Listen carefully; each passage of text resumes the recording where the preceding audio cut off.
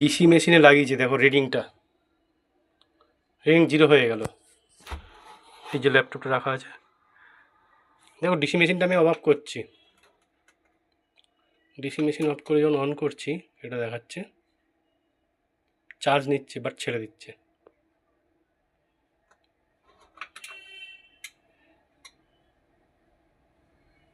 এই যে পুরো অফ হয়ে গেল। এখন যেটা ব্যাটারি মোডে চলছে, বাট এটা কানেক্টিং দেখাচ্ছে, কানেক্টিং দেখাচ্ছে দেখো।